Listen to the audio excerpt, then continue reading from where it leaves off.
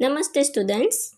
Last time हमने 4th standard के Hindi subject का चैप्टर नंबर 5 है धमक धमक आता हाथी, उसके बारे में हमने समझा था। जो एक कविता है जिसके कवि है प्रयाग शुक्ल। तो इस कविता में हाथी के बारे में बताया गया है। उसमें इस कविता में कहा गया है कि हाथी कैसे आता है, कैसे जाता है। तो ये धमक धमक करके आता है, धमक धमक करके जाता है, फिर अपनी सूंड को उठाता है, गिराता है, हिलाता है और घुमाता है। फिर वो जब पानी में जाता है तो सूंड भरकर नहाता है। उसको केले बहुत पसंद होते हैं, हाथी को केले बहुत पसंद होते हैं, लेकिन वो कितने केले खाता है वो कभी नहीं बताता। तो इस तरह हाथी के बारे में हमें बताया गया है इस कविता में। तो हमने इस कविता के बारे में अच्छे से समझा था और इसके जो शब्दार्थ है उसके बारे में भी हमने समझा था। ठीक है ना स्टूडेंट्स। तो अब देखिए आपकी टेक्स्ट बुक के पेज नंबर 25 पर, वहाँ पर दिया गया है अभ्यास। तो आज हम अभ्यास और स्वाध्याय के बारे में समझेंगे। 25 पेज पर है अभ्यास। उसमें है प्रश्न नंबर 1, कविता का अभिनय के साथ गान कीजिए। मतलब कि स्टूडेंट्स, ये जो कविता है धमक धमक आता हाथी, इसको आपको अभिनय यानी कि एक्शन के साथ गाना है। ठीक है। तो वो आप घर पे अपने छोटे या बड़े भाई बहनों के साथ भी कर सकते हो। Okay students. अब देखिए प्रश्न नंबर 2, सूचना के अनुसार अभिनय कीजिए। मतलब स्टूडेंट्स, यहाँ पर कुछ नाम दिए गए हैं, उस नाम के आधार पर आपको अभिनय करना है यानी कि एक्शन करना है। जैसे कि रोना, तो हम कैसे रोते हैं वो बताना है एक्शन करके। बाद में हंसना, तो हंसते कैसे है वो भी एक्शन करके बताना है। फिर पटाखे छोड़ना, तो हम दिवाली के टाइम पर या कुछ ऐसा फंक्शन होता है तब पटाखे फोड़ते हैं। तो पटाखे कैसे फोड़ते हैं वो आपको दिखाना है। और पटाखे छोड़ने पर क्या करते हैं वो भी आपको अभिनय करके दिखाना है। उसके बाद है कपड़े धोना। तो घर में आपने मम्मी कैसे कपड़े धोती है वो तो देखा ही होगा। तो कपड़े कैसे धोएंगे वो भी आपको एक्शन करके बताना है। तो ऐसे ही एक्शन आपको घर पर करनी है। ठीक है। अब देखिए प्रश्न नंबर 3, अ। प्रश्न नंबर 3 में है अ, पढ़िए और समझिए। स्टूडेंट्स, यहाँ पर कुछ शब्द दिए गए हैं, वो सिर्फ पढ़ना है और समझना है। यहाँ पर ऐसे लिखा है, लेकिन हमें इन शब्दों को हमारी जो नोटबुक है उसमें भी लिखना है। ओके। तो यहाँ पर शब्द है उठाना, गिराना, आना, जाना, छोटा, बड़ा, ऊंचा, नीचा, पकड़ना, छोड़ना। तो ये सभी शब्द आप अपनी नोटबुक में लिख लीजिएगा। Okay students. अब देखिए आपकी टेक्स्ट बुक के पेज नंबर 26 पर, यहाँ पर दिया गया है प्रश्न नंबर 3 का ब। ऊपर दिए गए विलोम शब्द पर आधारित वाक्य बनाइए। मतलब कि प्रश्न नंबर 3 के अ में जो शब्द दिए गए हैं उसके आधार पर यहाँ पर ब में हमें वाक्य बनाकर लिखना है। तो अ में पहले क्या था? उठाना, गिराना। तो यहाँ पर देखिए एग्जाम्पल भी दिया गया है। पहला वाक्य बनाया है गिरे हुए को उठाना चाहिए, और दूसरा वाक्य बनाया है हमें किसी को गिराना नहीं चाहिए। तो स्टूडेंट्स, हमें दूसरे भी ऐसे शब्द है अब में, उसके हमें वाक्य बनाने हैं। ठीक है। जैसे कि उठाना, गिराना के बाद क्या है? आना, जाना। तो हम वाक्य बनाएंगे मंदिर में कुछ लोग आना चाहते थे, कुछ लोग मंदिर से जाना चाहते थे। तो ऐसे आना और जाना दोनों शब्द 2 वाक्यों में आ गए। ठीक है ना। तो स्टूडेंट्स अब दूसरे जो शब्द है उसके लिए वाक्य आप बनाओगे। तो शब्द है छोटा बड़ा, ऊंचा नीचा, पकड़ना छोड़ना।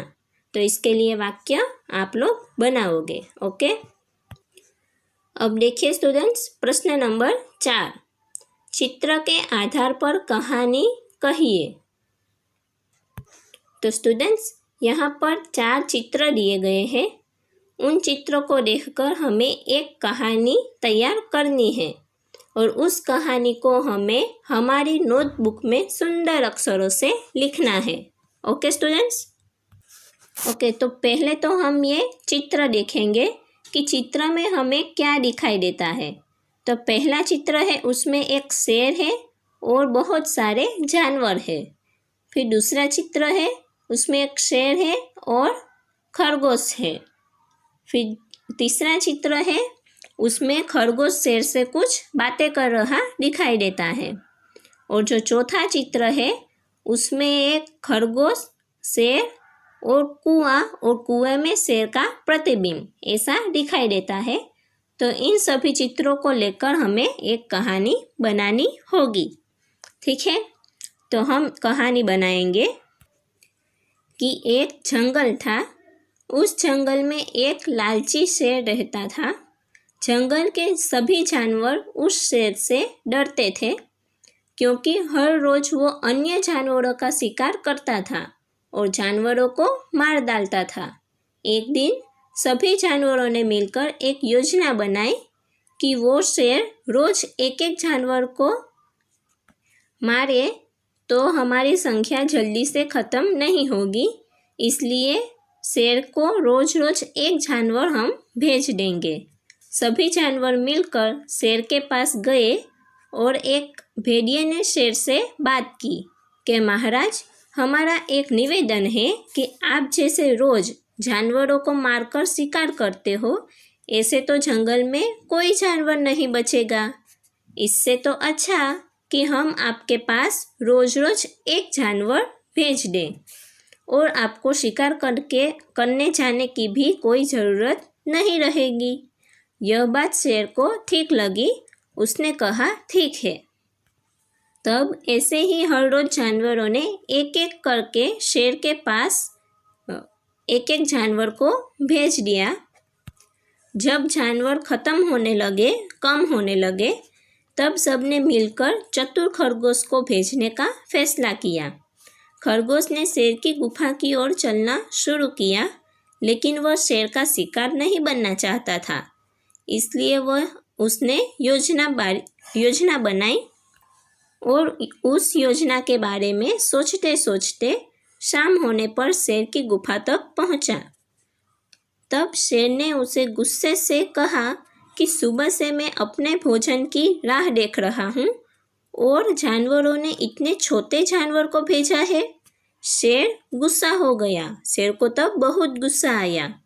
तब खरगोश ने एक योजना बनाई थी, उसके बारे में कहा कि शेर से कहा कि महाराज, मैं तो कब से निकल गया था, लेकिन रास्ते में एक शेर मिल गया था।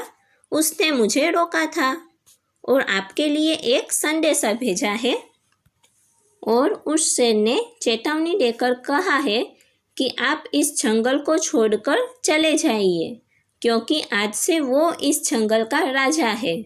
तब शेर बहुत गुस्सा हो गया और कहने लगा कि मुझे अभी उस शेर से मिलना है, मुझे अभी उसके पास ले चलो। तब चतुर खरगोश ने कहा, जो हुकुम महाराज। और चतुर खरगोश शेर को एक गहरे कुएं के पास ले गया और खरगोश ने शेर से कहा कि वो इसी कुएं में रहता है। जो दूसरा शेर है वो इसी कुएं में रहता है। तब शेर कुएं के पास गया और कुएं में देखा तो उसने पानी में अपना प्रतिबिंब देखा और उस शेर को लगा कि वो दूसरा शेर है। अपने प्रतिबिंब को भी गुस्से से आवाज़ करता देखकर और दूसरा शेर समझकर उसने कुएं में छलांग लगाई और शेर पानी में डूब गया। तो इस तरह चतुर खरगोश ने, जिसे शेर छोटा जानवर समझ रहा था, उसने शेर को अपनी चतुराई से फंसा दिया और जंगल के सभी जानवरों को बचा लिया। तब सभी जानवर भी समझ गए कि किसी भी परेशानी का हल चिंता से नहीं बल्कि समझदारी से निकलता है। ठीक है स्टूडेंट्स, तो हमें इस कहानी से क्या बोध मिलता है कि अगर हमारे जीवन में कोई भी परेशानी आ जाए तो उस परेशानी का हल किसी चिंता से नहीं बल्कि समझदारी से निकलता है। ठीक है, और इस कहानी को हम एक शीर्षक भी देंगे। तो क्या शीर्षक देंगे? इस कहानी को हम शीर्षक देंगे चतुर खरगोश और शेर। तो इस कहानी का शीर्षक होगा चतुर खरगोश और शेर। ठीक है, तो ये कहानी आपको अच्छे से सुंदर अक्षरों के साथ अपनी नोटबुक में लिख लेनी है। अब देखिए टेक्स्ट बुक के पेज नंबर 27 पर, वहाँ पर दिया गया है स्वाध्याय। तो स्वाध्याय में प्रश्न नंबर 1 है, प्रश्न के उत्तर दीजिए। तो स्टूडेंट्स यहाँ पर 1 से 4 प्रश्न हैं।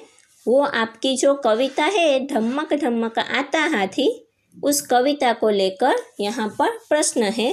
तो हमें इस कविता के आधार पर इन प्रश्नों के उत्तर देने हैं। ठीक है, तो पहला प्रश्न है, हाथी किस तरह से आता है? हाथी किस तरह से आता है? तो उत्तर है, हाथी धम धम करता हुआ आता है। हाथी धमक धमक करता हुआ आता है या फिर धम धम करता हुआ आता है, ऐसे भी लिख सकते हो। अब देखिए प्रश्न नंबर 2, नहाने के लिए हाथी सूंड में क्या भरता है? नहाने के लिए हाथी सूंड में क्या भरता है? उत्तर है, नहाने के लिए हाथी सूंड में पानी भरता है। नहाने के लिए हाथी सूंड में पानी भरता है। अब देखिए प्रश्न नंबर 3, हाथी क्या खाकर बताता नहीं है? हाथी क्या खाकर बताता नहीं है? उत्तर है, हाथी केले खाकर बताता नहीं है। हाथी केले खाकर बताता नहीं है।